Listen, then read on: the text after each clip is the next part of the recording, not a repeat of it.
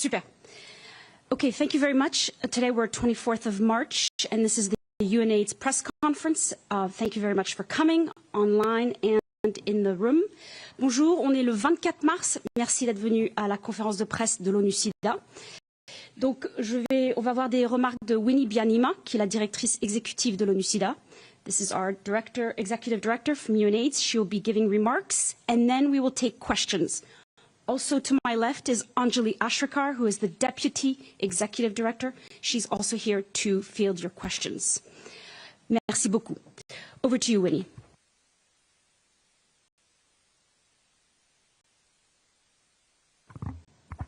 Okay. Thank you.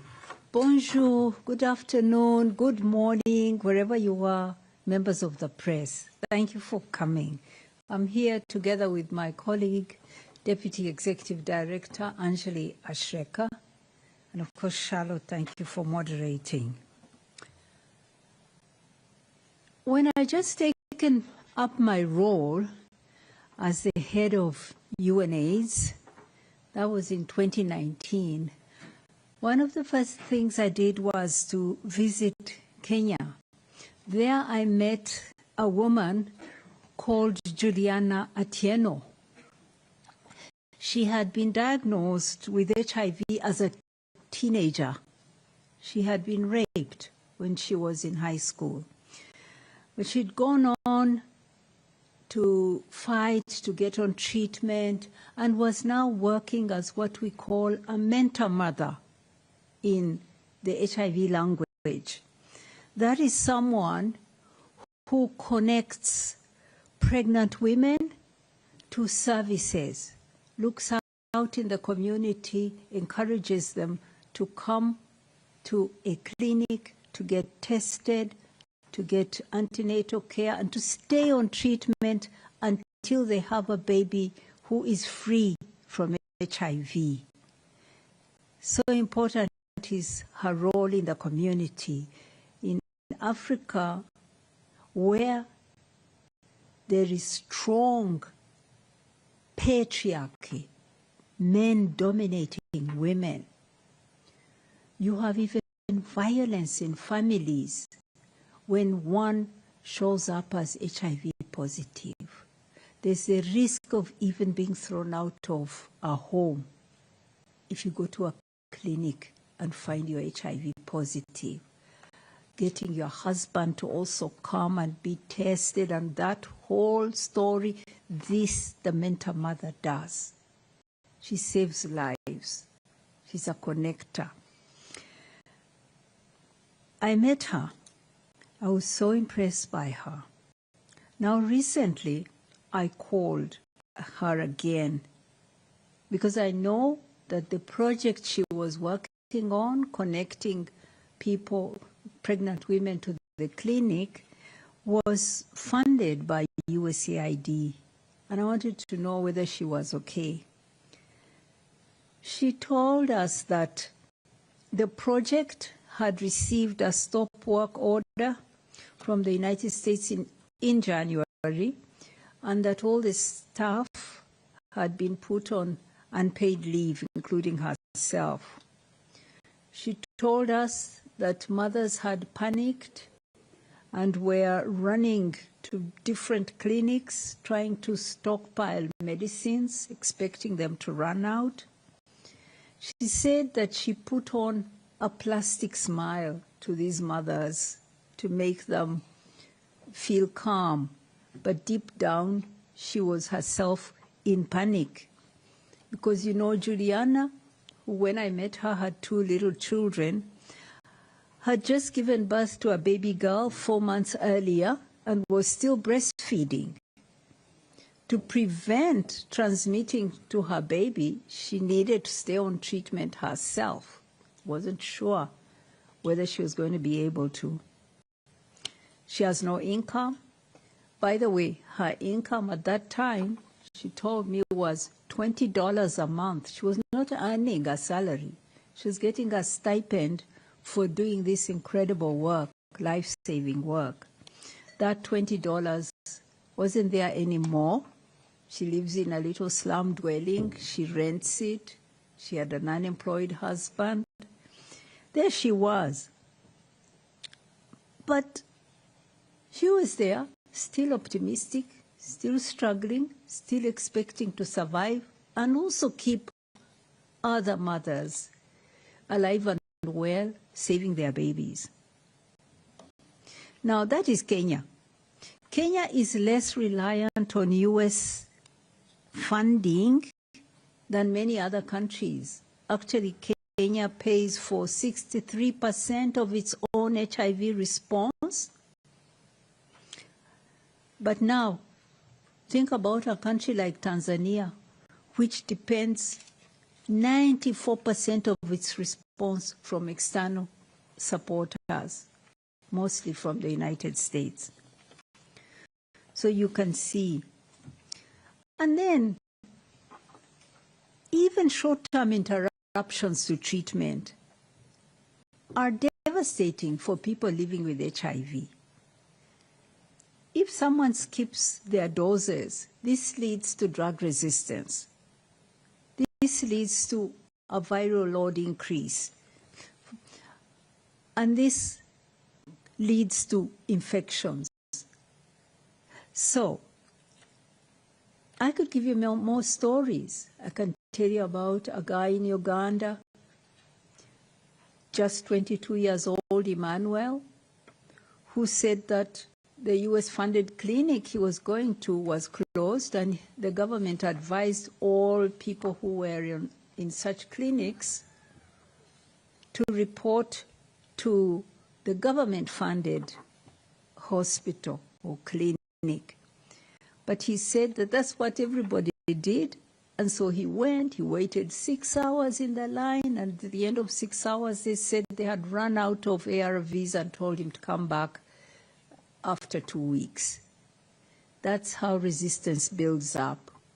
He doesn't take treatment for 2 weeks, he starts getting resistant to the drugs.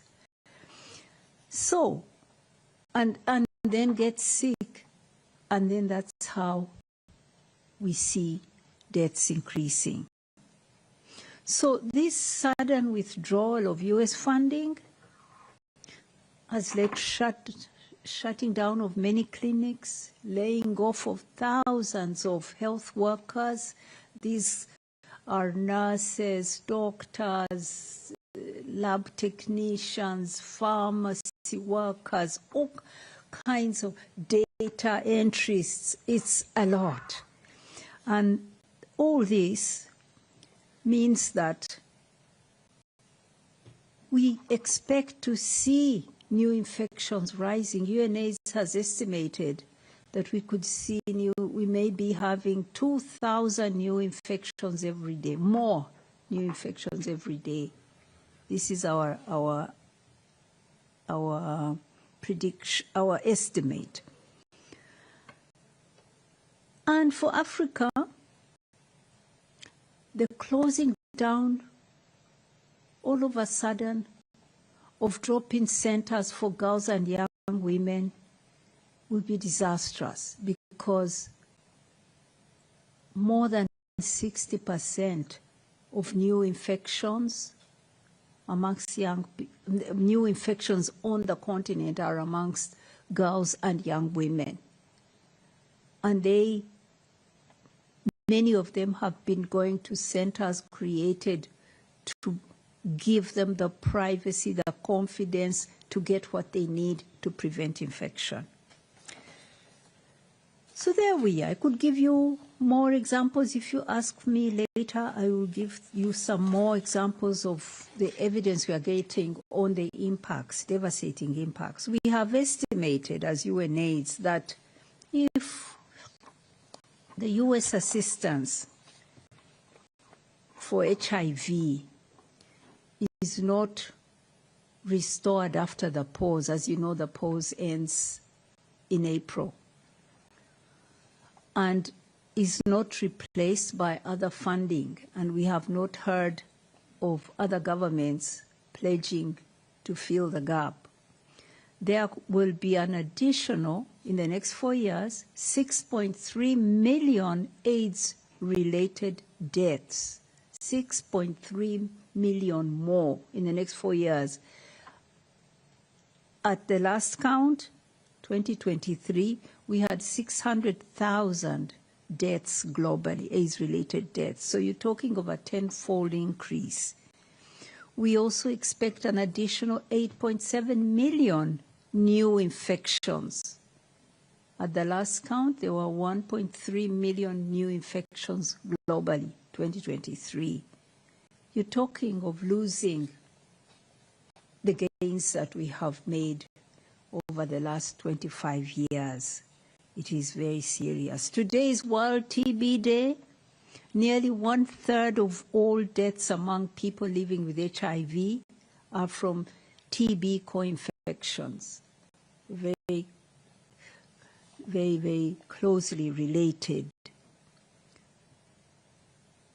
The US cuts mean that today 27 countries in Africa and Asia are experiencing shortages of staff, disruptions of diagnostics, treatment, and surveillance systems are collapsing.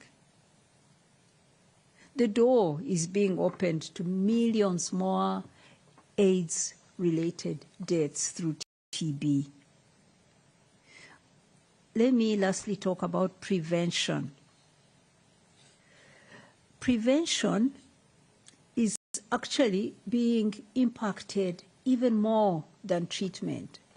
Since there was a waiver to PEPFAR, we've seen some services coming back, particularly treatment services.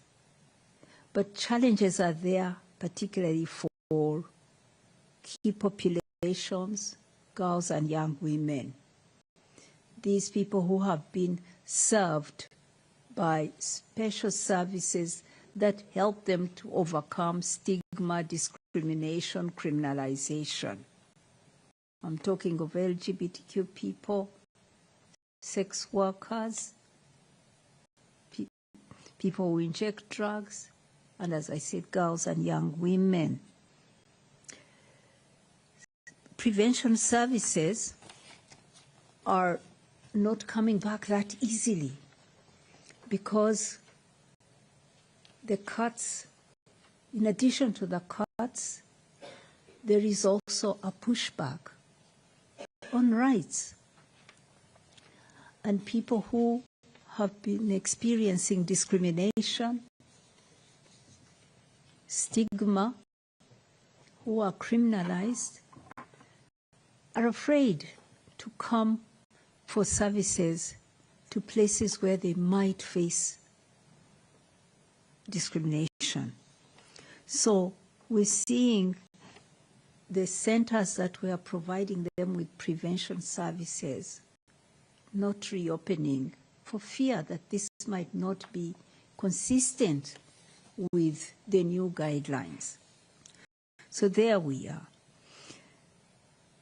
I want to say that it was probably the greatest, that the United States leadership has been really the greatest act of humanity in global health, just for HIV, but supporting the eradication of so many other diseases, progress against other diseases.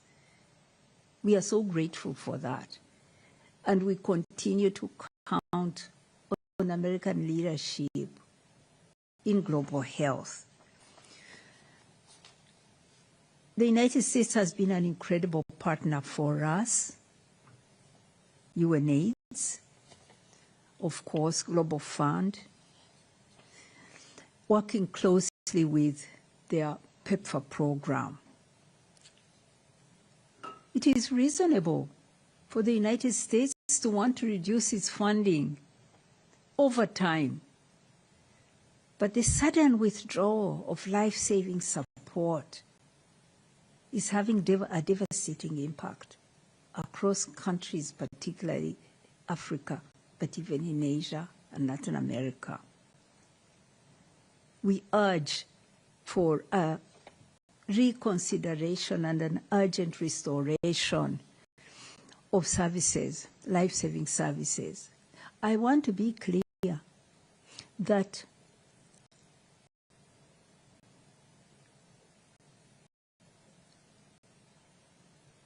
we cannot claim that the way we have worked, delivered for people living with HIV and at risk has been the most efficient or the best way to use money.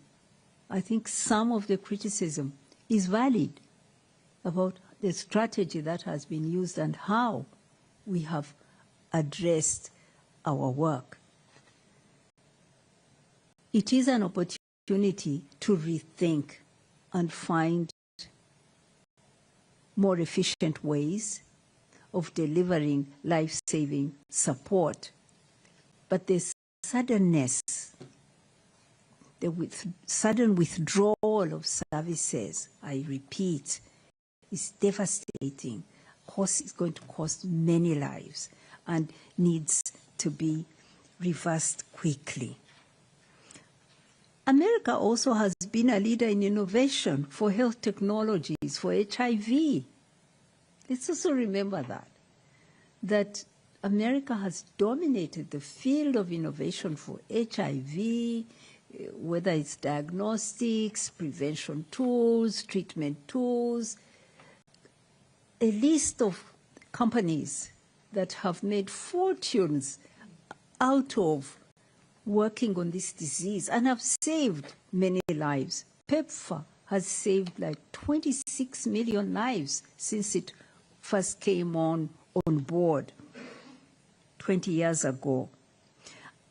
US innovations have led to a revolution in treatment. Now, we are at the cusp of another revolution in prevention. Treatment, we've brought 31 million people on treatment out of 40 million. 9 million people are not on treatment today.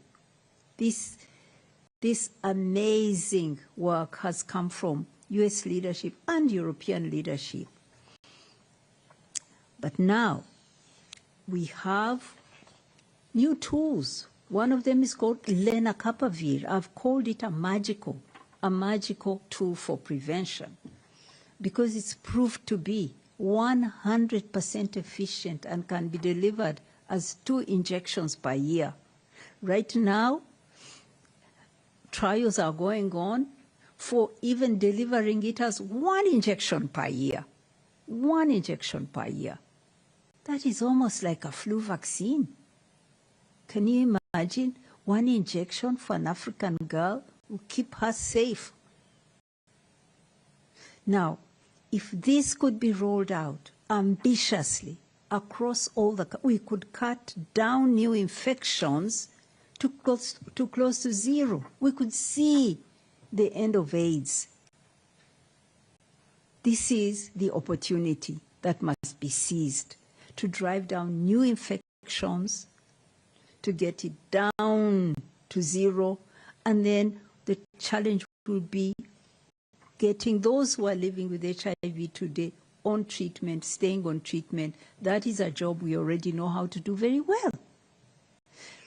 Now, this is an American innovation, lenacapavir. Gilead is an American company that stands to make the profits out of this innovation. Only if the President of the United States, his administration, see the deal that it is. It is an amazing deal. President Trump likes to cut deals. He's a deal maker. So I'm making this message directly to his administration. There is a deal here. It was a Republican president who led the revolution on treatment, President Bush, who started PEPFAR in 2003 and rolled out antiretrovirals across the world. it could be President Trump, another Republican president, who leads the prevention revolution leading towards the end of AIDS. But the deal is that an American company is enabled to produce and to license generics across the regions to produce millions and roll out this injectable to those who really need it. The new infections, they are in middle-income countries, they are in the low-income countries of the South. To roll it out to all those people who need it, to make profits for Gilead, to create good jobs for Americans, and to save lives in the South. That's the deal. And I believe that this is an opportunity not to be missed. I want now to say that this, and this is my last point, that you see, this is also the way that developing countries, particularly the low-income countries, can be sustainable, can sustainably support their own responses. They were already on the path to progressively pay for their own responses. Many of them are on the path, and we, UNAIDS, have been supporting them to draw these roadmaps. Now, with a reducing load number of people living with HIV, with no new infections, now the burden, the financial burden, becomes manageable for these countries, particularly low-income countries that face many challenges for their development. So I want to stop there and take your questions, and I'm also keen to hear you on what you think of the deal that I'm putting down. Thank you so much.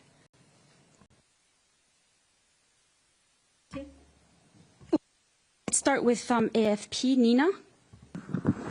Yeah. Thank you very much. Sorry. Can you hear me? Sorry, here. Yeah, over here. Yeah, so I just wanted to ask you, it's Nina Larson with AFP? Yes, this is Nina from AFP. Yeah. You mentioned the risk that there could be 6.3 million more deaths within the next 4 years at the same time as infections will be rising if the aid is not reinstated. Could you sort of see the trajectory further along? I mean, if there are more infections, and I assume that you're looking at a very large number of more deaths if going forward if the aid is not reinstated. Thank you.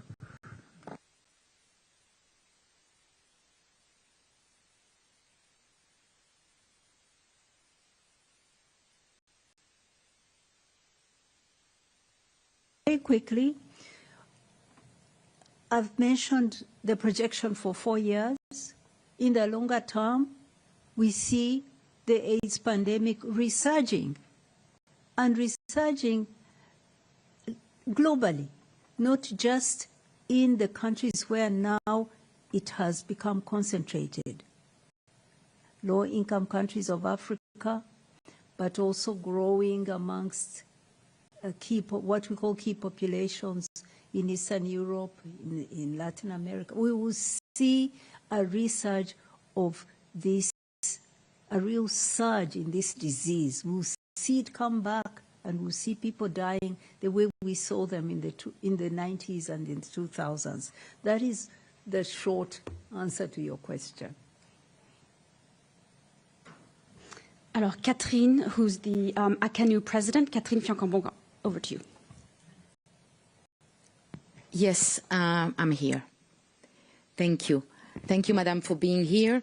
I have, in fact, a series of questions. You spoke about an estimate of plus 2,000 infections per day what is the rate of infections today, so we can compare. Also, you spoke about the fact that the pause ends in April. Have you already found some donors who would be ready to take it over and help you support your programs? You spoke also in the press about certain percentage of programs that have already been suspended. I think it was 43%, please correct me if I'm wrong. The percentage of programs that have already been suspended. So if you could give us the figure, share the figure. And also, how many staff have already lost their jobs in Geneva and in the field because of this? Excuse me? Yes, UNAIDS staff. What is the percentage or the number of UNAIDS staff who has already lost their jobs in Geneva or in the field? And my last question for the moment will be about Europe, because we've heard that young people seem to be less likely to protect themselves during sexual intercourse. So what about the risks also in Europe? And particularly you spoke about TB-caused infections, and we know that I would say the heart of TB infection is in Central Europe. So what about the programs there? Thank you so much for your answers. Europe.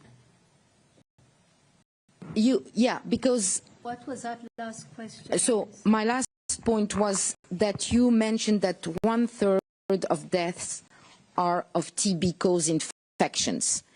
And if I'm not mistaken, the heart of infections regarding TB is particularly alive in Central Europe. And I'd like to know how your programs are able to continue their work there or have already been suspended. Okay.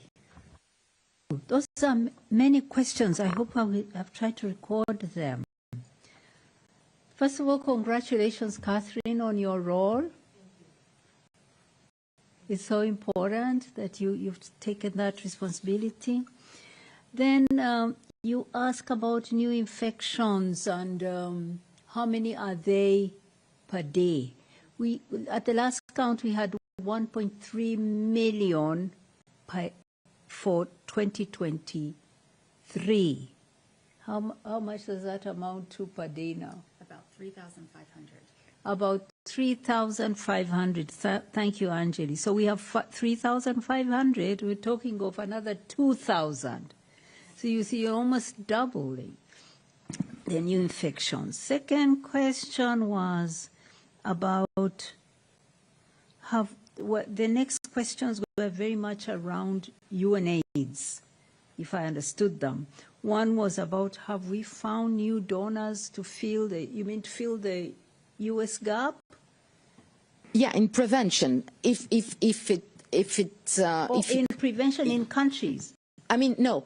In case United States of America, after this pause, that means from beginning May, doesn't support in another form, doesn't support financially in another form your work, your programs. Have you UNAIDS work? UNAIDS always.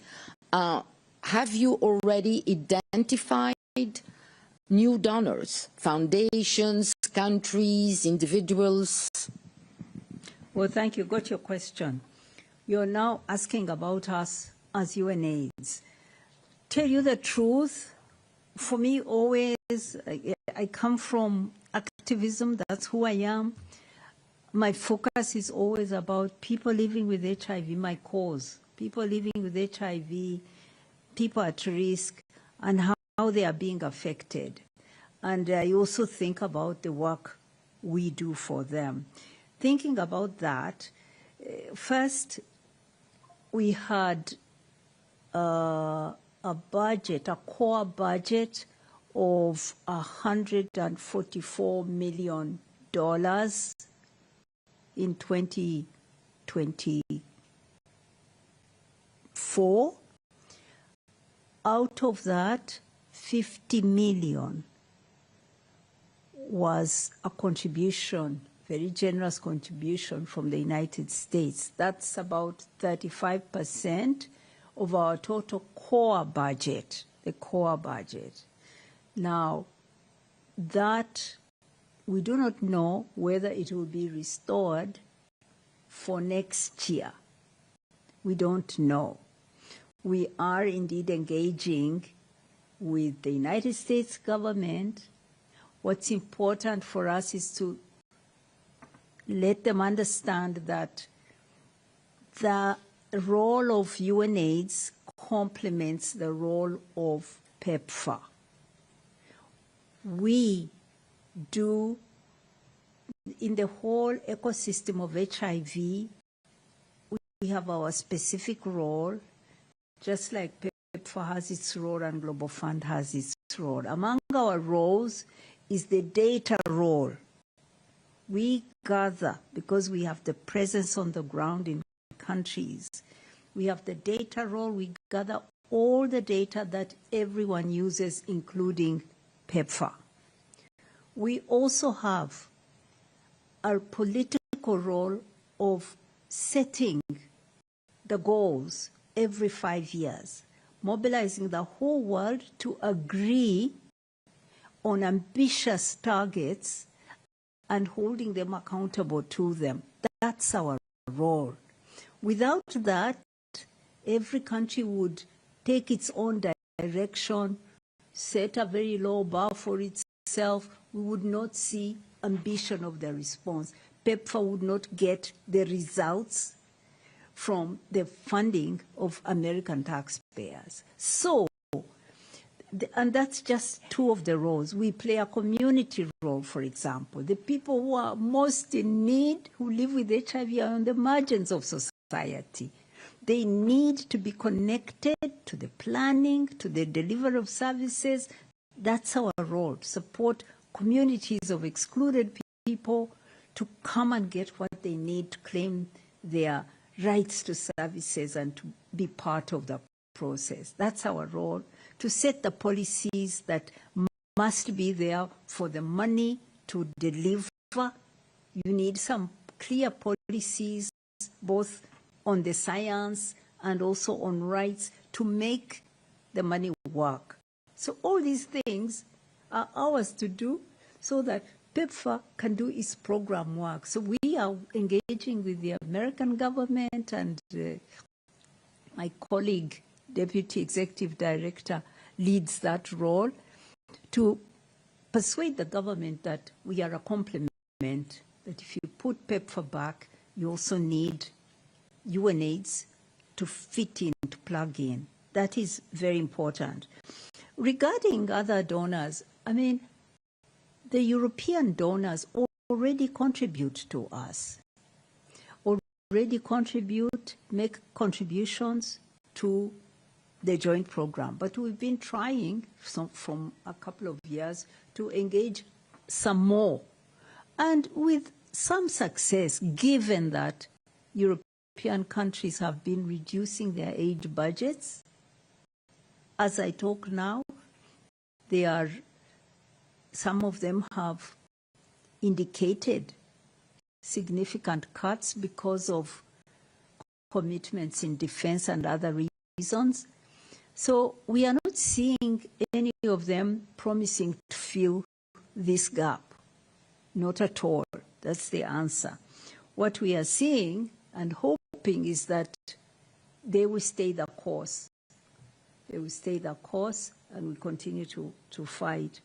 In terms of what has been suspended, I didn't understand that question, but we are indeed in a restructuring process. We are looking at different scenarios of how we can manage to keep this important role going.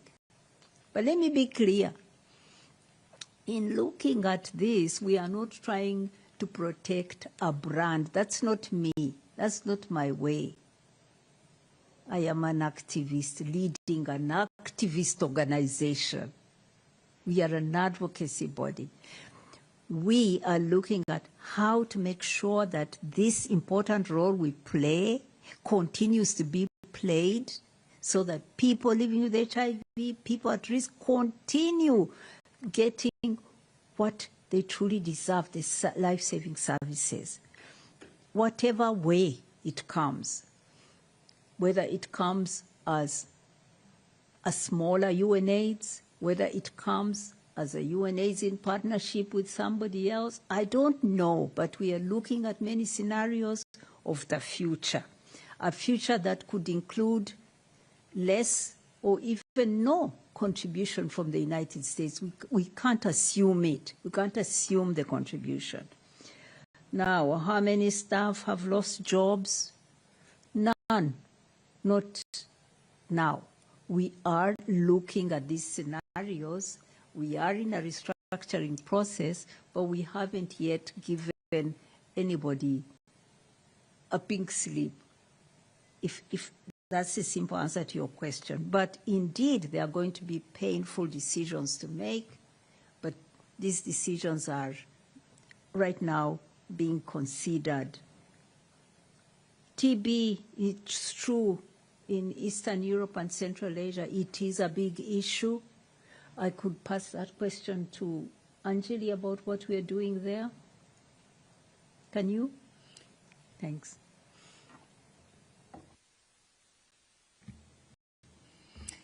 Yes, thanks, Winnie. Maybe I'll comment on and complement some of the responses that Winnie provided.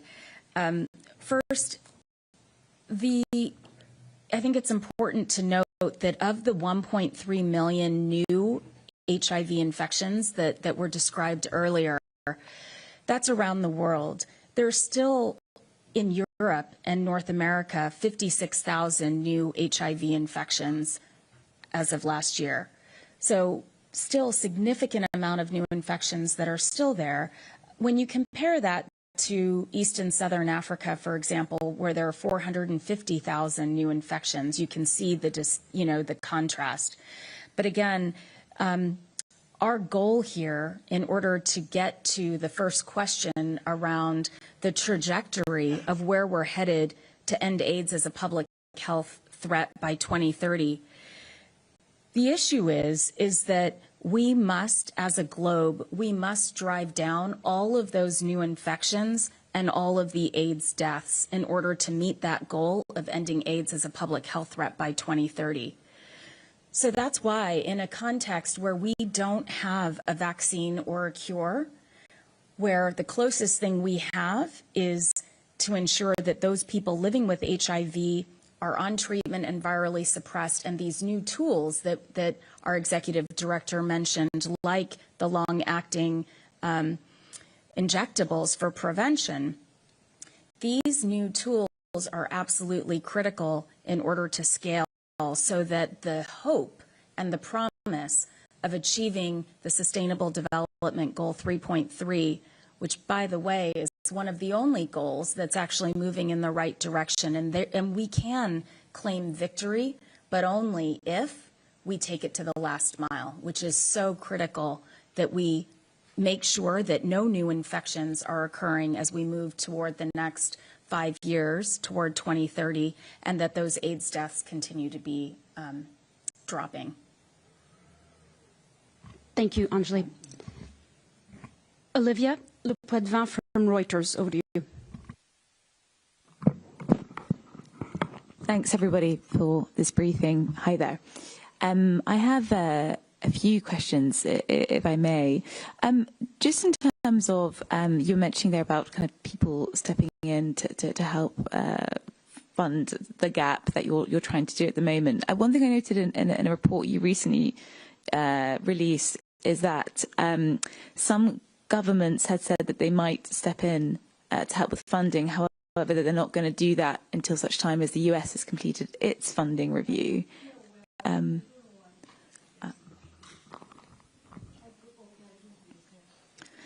Hi there. Hopefully that's better for you. Thank you. I'll just repeat my question from the top. In one of your recent reports by UNAIDS, you were saying that some governments have said that they might step in to help with some funding after the US completely withdraws its funding. However, in the meantime, until such time there's that review by the US is finished, they won't actually offer the money. And so my kind of question is, in this kind of interim period, what kind of impact is that having? My second question is, could you just explain a bit more as to why you're concerned about kind of key populations in Eastern Europe and Latin America in terms of the kind of broader surge? If you could just explain that would be helpful.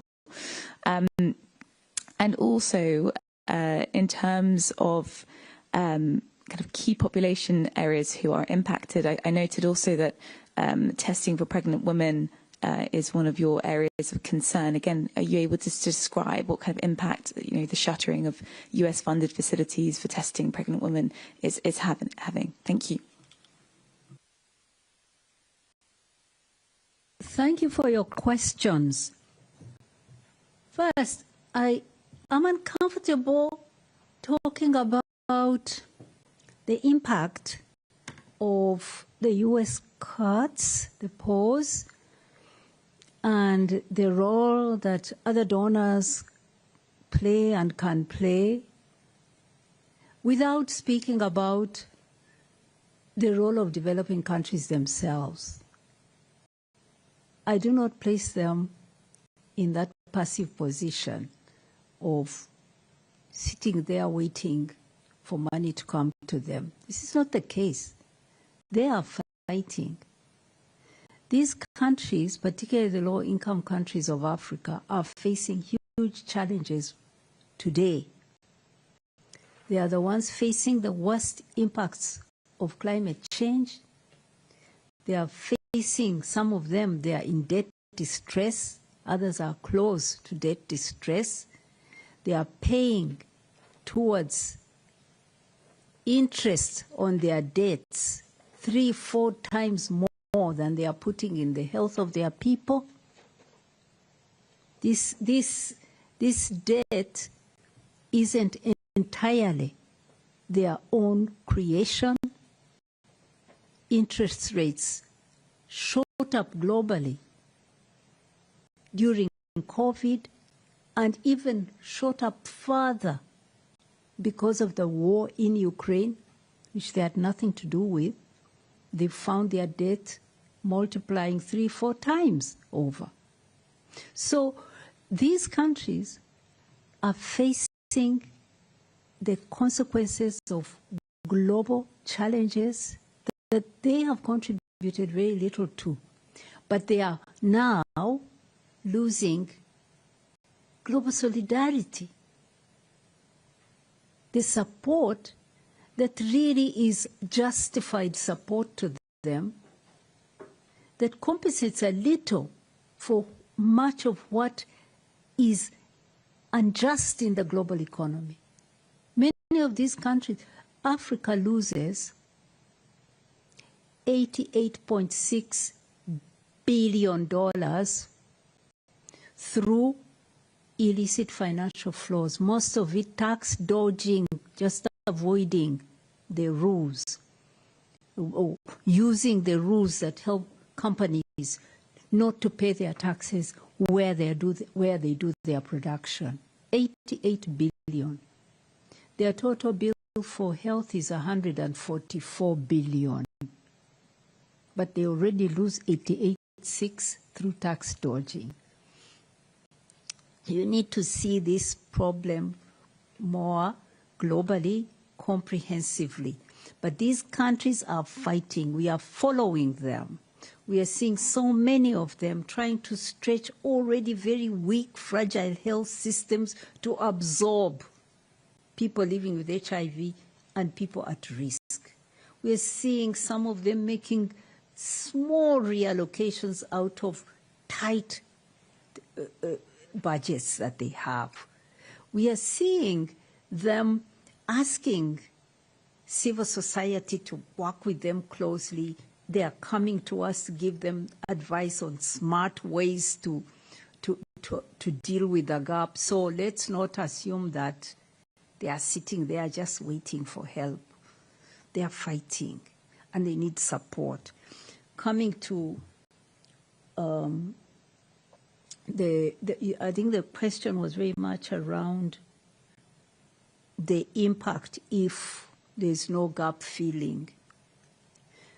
One thing I'm sure of is that the ingenuity, the unity of this movement of people living with HIV will fight for survival. I see a changed way of responding to HIV. I can see us being forced to be innovative at the country level. I can see donors changing how they work. I mean, some of it is just was not going to be sustainable anyway. The parallel systems that exist through which PEPFAR delivers, this may not be viable anymore. There's going to be a lot of changes, but I can see that change will be driven by people living with HIV themselves, demanding and fighting to live just like they did. How did they get treatment? It wasn't just handed to them. People living with HIV in the South and gay people in the North came together and demanded that ARVs that were already available in the North become available for everyone living with HIV. And that's how it happened, through a movement, through struggle. I see that I am optimistic, as always, as a fighter, as a social justice fighter, that we will mobilize the movement, we will make demands, and governments and companies will follow. I believe that. Key populations, why we talk about them is that, new infections are growing in middle-income countries. 41%, I believe, of new infections are in upper middle income countries at the last count, 41%.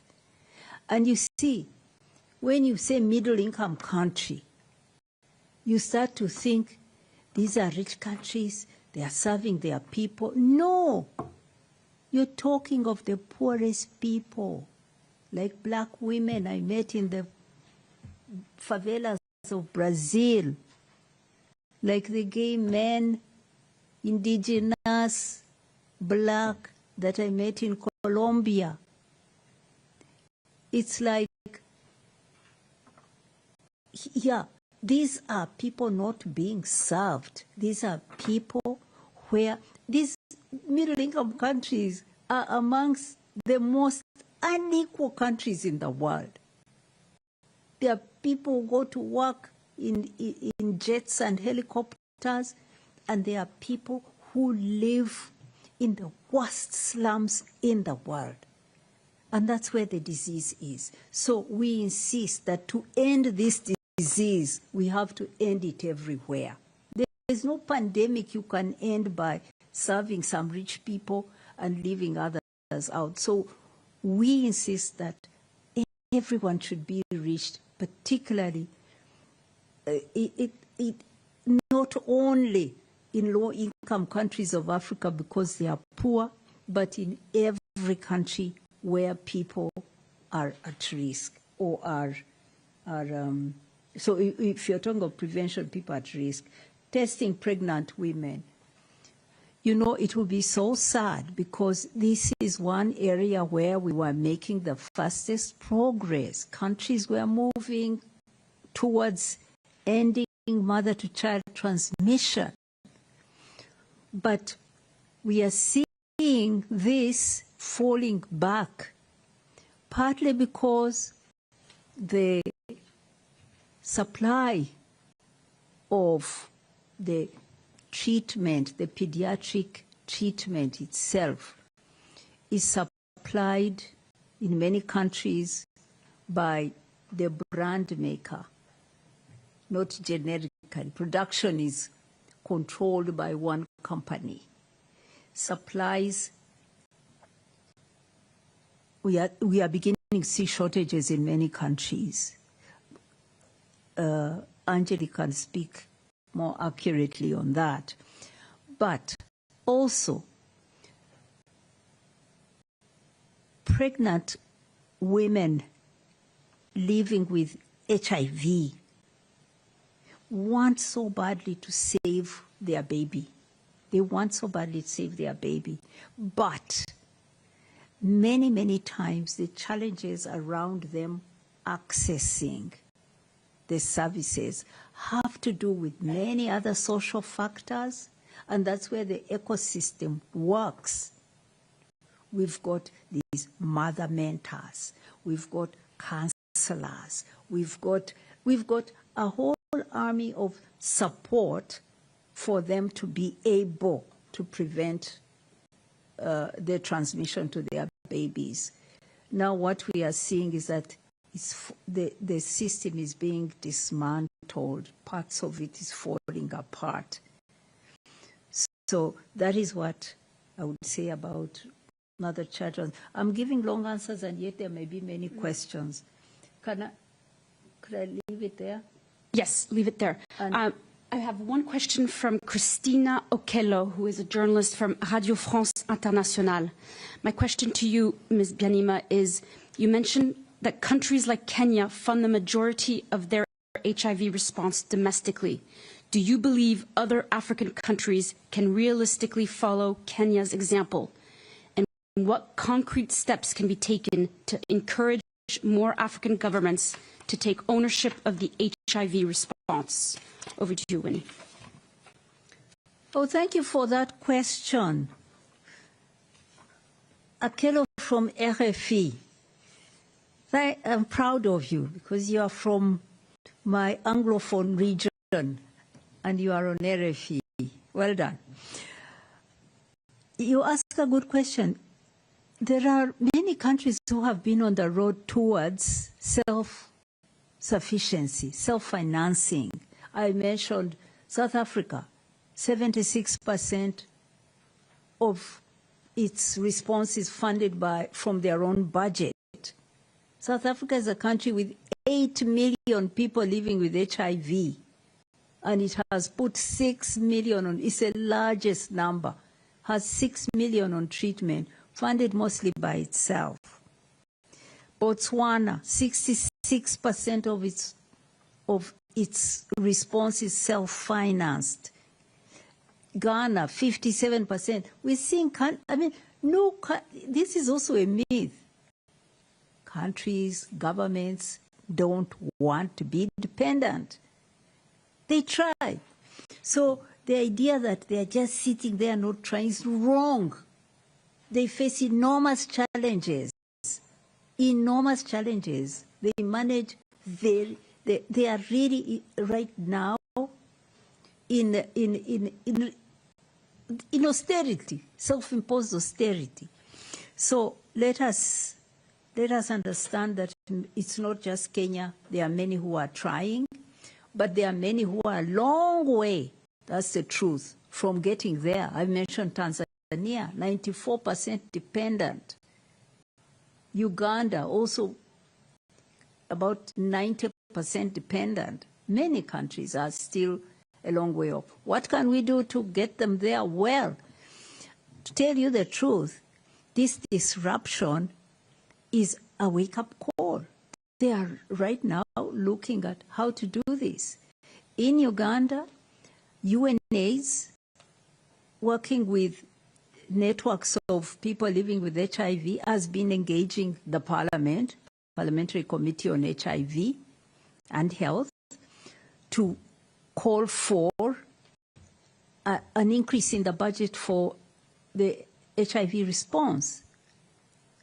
At the last meeting of the ruling party, the president committed to fill the gap. that has been of about more than $370 million that the Americans were putting down for Uganda. So we're seeing countries trying, we are supporting them, and yeah, it's not, I don't look at this as lack of will. This is also one of the myths that I really want to bust here, lack of will. You just have to look at the needs and the available resources and the debt. So these countries are really not just sitting there comfortably waiting to be supported. They are fighting. So, Akelo, that's my answer to your question, that we have worked with them to make their roadmaps. They are on their way. And actually, when PEPFAR comes back, because it will come back, there's a promise to bring it back, one of the key things it can work on together with us, UNAIDS, is to work with the governments, the civil society, on realizing real transitions that are time-bound towards self-sufficiency. This is something that the United States, together with the other donors, the Europeans, can work with us on to build commitments towards these transitions. It's possible. Merci. I see that Isabel from AFAA, which is the Spanish press agency, has a question. Over to you, Isabel. Gracias. Good morning. Thank you. Firstly, I am interested in if you have details or you can share some information with us, because you mentioned the lack of that an American company which is the company that produces this treatment for prevention for injectables. And I would like to know if you were, because I remember in January I did an interview with you and you mentioned already this. And I want to know if your agency was already planning purchase of this or the procurement of this product to go for prevention programs. And in this case, if you can quantify the loss of business by this American company, if they don't associate with UNAIDS, because we know that your procurements are very important for the developing countries at different prices, of course, than the market. And this is one question. And the second one is on, you mentioned the $144 million that the United States give for your core budget, but there is also the non-core budget. True. So could you clarify this? I understand that altogether it represents 65% of your finance. So if you could confirm this. Thank you. Thank you. I will start with that last one. No, it's not 65%. Non-core, you're right, that we also get a contribution from the United States. This varies because it's targeted to specific activities. If I can mention, for 2024, it was around $60 million. And if I look at the total budget was about $220 million. So 60, 50, 100. So they were close to a half. They were about a half, a little bit more than a half of our total budget. That's a lot. And so we are facing quite a shortfall. But let me say, we are not on a cliff about fall over. We saw the cuts coming. We started our restructuring process actually in December last year, well before the pause. We had our high-level panel reviewing how we operate. It started its work last year in June. So we've been monitoring the declines in aid. As I said, it's not just this pause. It has been a decline generally in aid coming from all the donors. So we are managing very responsibly. We do not have a liquidity problem as such, so we are not about to fail in our contractual obligations to staff or to fail to pay their salaries. No, but we do face a very difficult future, and we're looking at that. But right now, we are managing responsibly, and our staff are safe. We are not failing to pay, and we're not in a liquidity crisis, but we are restructuring to fit in a much smaller envelope and to change the way we work, change ourselves. Yeah. So regarding Lena Kapavir, when you mention that, I get excited because for me, I see real opportunity here. The company is called Gilead. It's an American company. It's doing very well. Actually, Gilead, let me see. It turned in, it declared a profit last year of $480 million. Declared, I have to underline, because these companies don't always tell the truth. They hide. So it's a rich company. It has an innovation, something that actually they were already looking at how to sell it in the richer markets. It's our pressure with civil society that pushed them now to license six companies to produce generics, one in Africa. Now, they also entered an agreement with Global Fund and PEPFAR last year to roll out 2 million of this magical product, of this long-acting injectable.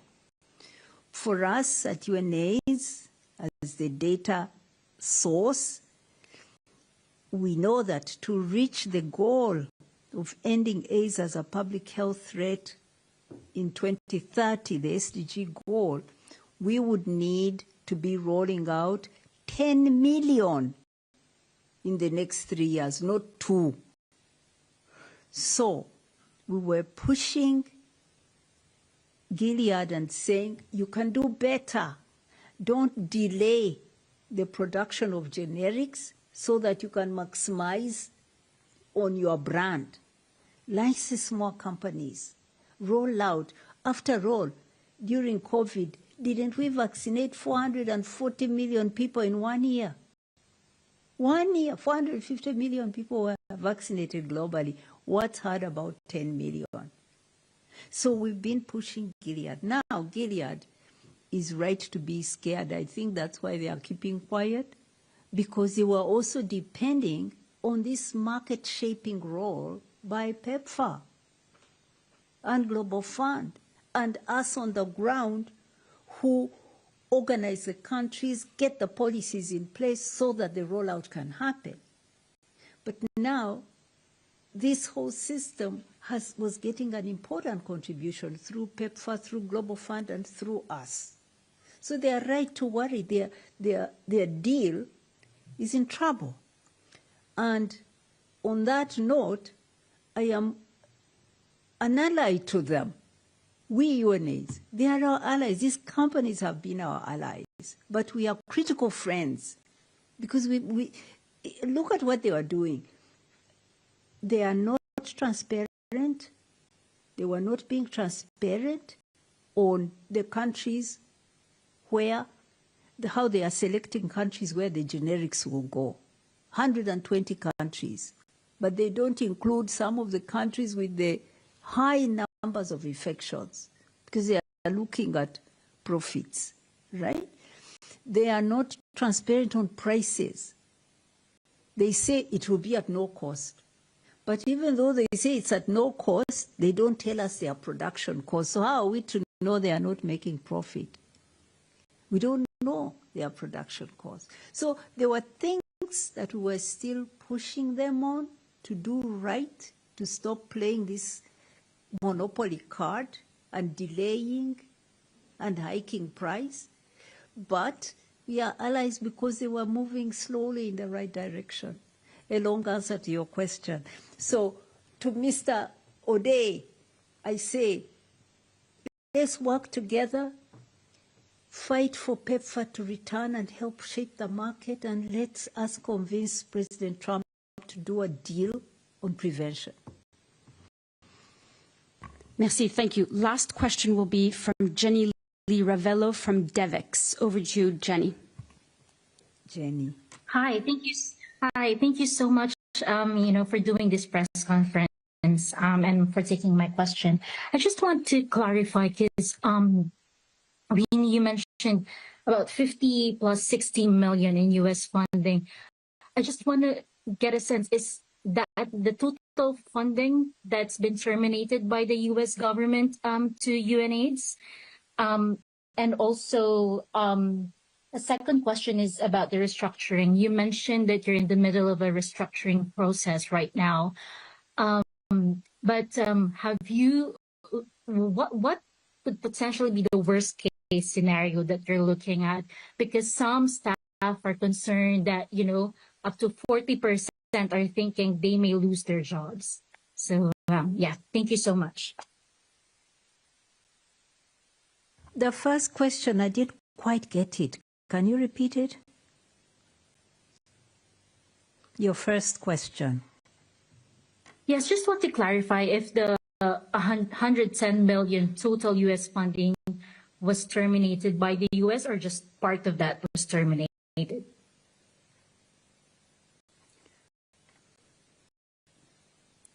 Okay. First,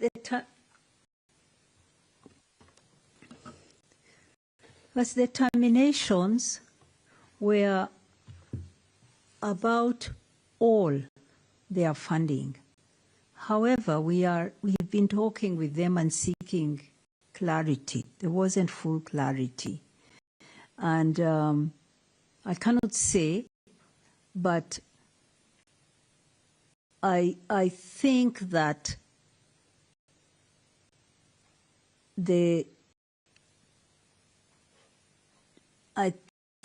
the termination was probably around our non-core rather than the core funding. But we are in a discussion and the discussions are very positive. So I want to leave it there unless Angeli wants to add to that. Then regarding restructuring, Jenny, I'm giving you no numbers because as I said, we are looking now at scenarios of the future. We have not come down to any numbers. This is speculation. And Jenny, Devix, you shouldn't add to the speculation by reporting rumors. You are now hearing from the source. We have not reached any numbers. There are no numbers that we have reached. We are still looking at scenarios of the future, and we will get to numbers, and at that point we keep our staff informed. We have a staff platform through which we are talking to all the staff and consulting. And so worst case scenario is supposing we do not get any more funding in the future from the United States, supposing the European donors, who some have already said They are reducing their aid, but they haven't told us yet. You know, for example, today, I think we're going to hear the Secretary to the Treasury in the House of Commons spelling out cuts to their government, and that might include some more details about how they are moving from 0.5 to 0.3 of their GNI for aid, percentage of GNI for aid. So we will get, and even then we will not know yet what that means for us. The French have said they are going to cut their aid by 30%, the Belgians by 25%. So all this may have implications for us too, and we are looking at a scenario where those might mean reductions as well. So worst case scenario is about more reductions from Europe, as well as the possibility of zero from the United States. But as I said, I mean, we are engaging, and we are seeing. I mean, for example, we're moving ourselves from core funding to more non-core funding, and we are being successful. Last year, we got the French coming on board with some significant funding for Western Central African countries that is non-core, and also for some countries in Asia that's non-core. So we're doing more to raise non-core. We are also looking at the problem without any what's the word now? The English is lost. We are being very realistic about core funding continuing to come down. But we are also stepping up in another direction and looking at different futures. That's all I can say. No numbers, Jenny, sorry. Merci beaucoup. Thank you so much for attending. Before you end, I would like my colleague to fill in for some of the questions that I was answering. Over to Angeli. Great, Angeli. thank you. Thanks, Winnie. I'll maybe just comment on a few things. First, on the question around Jenny from DevEx, the U.S. government gives UNAIDS resources through USAID and through CDC. These are all PEPFAR resources from the State Department. So what was terminated was the resources coming from USAID, which in total is 50 million core, and then roughly 40 million of non-core, which is what Winnie described. But we will see how this unfolds as the review is completed. One question that I wanted to come back to from Isabel,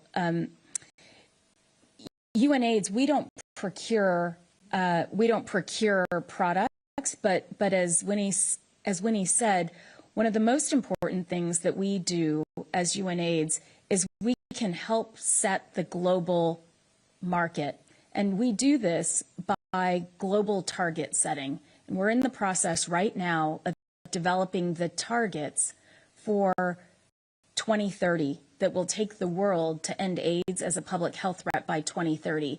And our goal is to be ambitious there, both with treatment, but especially with prevention targets, because there's a real opportunity. So you'll see how we're mobilizing around setting the market, setting the ambition. The question around Olivia from Reuters on in Latin America, I think the question around key populations in Latin America and the Caribbean, there are about 120,000 in Latin America, 120,000 new infections in Latin America, and many of those are among marginalized populations, especially key populations, which is why, as Winnie described, we're really needing to focus on where the virus is being transmitted, and mostly it's in these marginalized populations like key populations in Latin America, or adolescent girls and young women on the continent of Africa, for example. So we really need to make sure interventions are focused where they're needed. Your question around prevention of mother-to-child transmission, that is one of the services that we know is part of the waiver from the Secretary of State, Rubio. And so those services should be picking up to ensure that women that are going into antenatal clinics are indeed being tested, and then those that are positive for HIV will indeed be put on treatment so that their baby will be born without HIV. Because there's been a disruption in these services, we know that there have been challenges with testing in ANC centers, but also with babies being born with HIV needlessly. So we've modeled this out, and we know that if prevention of mother-to-child transmission or this does not continue forward, there'll be about 350,000 babies that are born with HIV in the next 4 to 5 years, and that's something that we really worry about. So again, we're really working at the country level. We as UNAIDS working with the governments, with civil society, with all the partners on the ground to really make sure that those essential life-saving services are indeed moving forward, and that country governments are not forgetting about the importance of prevention because it is critical to sustainability. So those are just the few that I would add. Thanks. Merci beaucoup. Thank you so much. Thank you very much to Eunice and your help. Just know that, as I said in the chat, we have situation reports on UNAIDS.org. These are updated every week. We also have country impact reports that are updated daily. Thank you so much. Merci beaucoup.